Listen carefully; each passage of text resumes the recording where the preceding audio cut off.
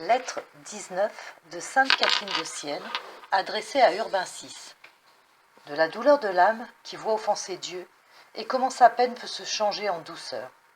Le texte manuscrit de cette lettre porte en note qu'elle était accompagnée de 5 oranges confites et dorées que sainte Catherine envoyait au Saint-Père pour adoucir son esprit.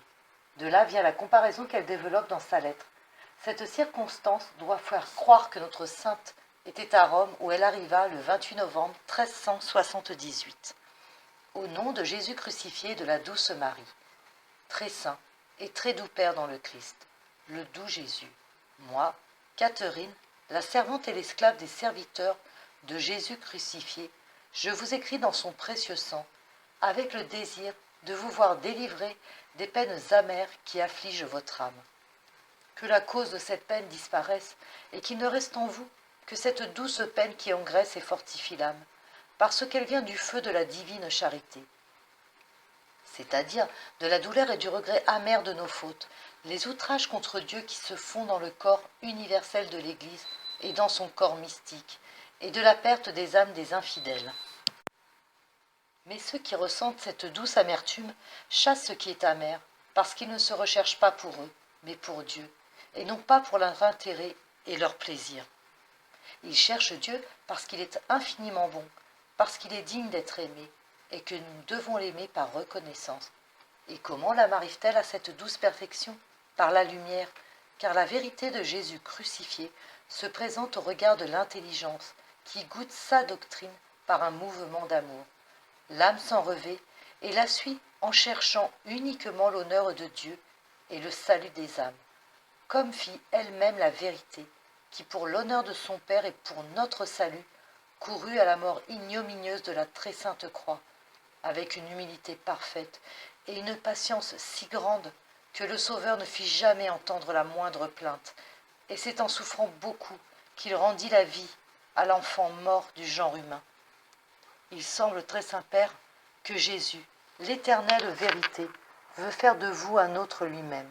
Vous êtes son vicaire, le Christ sur terre, et il veut que dans l'amertume et la souffrance, vous réformiez sa douce épouse et la vôtre, qui est depuis si longtemps pâle et défigurée. Elle ne peut être blessée et privée du feu de la charité divine. Mais ceux qui se nourrissent sur son sein la font paraître par leur faute faible et malade, en épuisant son sang par l'amour d'eux-mêmes.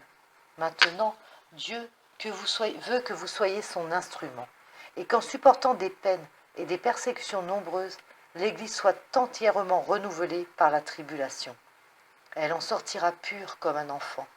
Tout ce qui est vieux sera retranché et renouvelé dans l'homme nouveau. Livrez-vous donc à cette douce amertume, qui sera suivie d'une consolation pleine de douceur.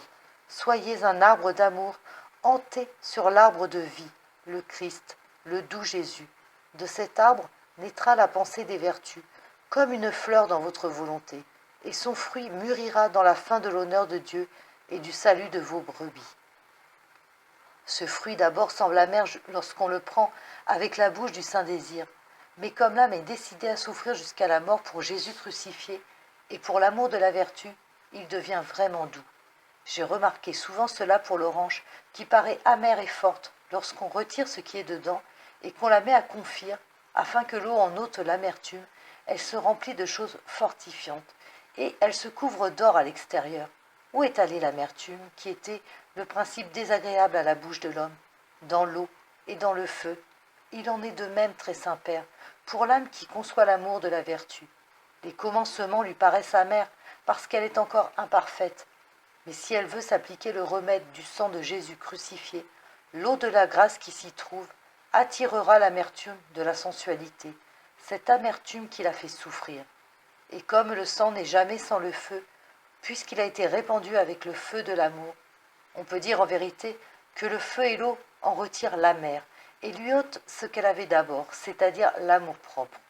Ils la remplissent de force et par la persévérance, la patience mêlée au miel d'une humilité profonde que conserve la connaissance de soi-même. Car dans le temps de l'amertume, l'âme se connaît mieux, elle connaît mieux aussi la bonté de son Créateur. Lorsque ce fruit est plein et préparé, il se couvre à l'extérieur d'un or qui représente son intérieur, C'est l'or de la pureté, avec l'éclat d'une ardente charité qui paraît au dehors en se manifestant au service du prochain par une vraie patience, le supportant toujours avec une grande tendresse de cœur et s'abreuvant de cette douce amertume que nous devons ressentir de l'offense de Dieu et de la perte des âmes. C'est ainsi, très saint Père, que nous produirons des fruits sans mauvaise amertume et que nous pourrons détruire celle que causent maintenant à nos cœurs et à nos esprits les hommes coupables et méchants qui s'aiment eux-mêmes et qui affligent votre sainteté et vos enfants par les offenses qu'ils commettent contre Dieu. J'espère de la bonté de notre doux Créateur qu'il nous délivrera de cette peine en répandant la lumière et en confondant ceux qui en sont cause. Puissions-nous porter avec votre sainteté des fruits de vertu, en mémoire du sang de Jésus crucifié, avec une humilité sincère, reconnaissant que nous ne sommes pas, mais que l'être et toute grâce ajoutée à l'être viennent de lui. Vous accomplirez ainsi en vous la volonté de Dieu et le désir de mon âme. Fortifiez-vous, très doux Père, dans une humilité sincère.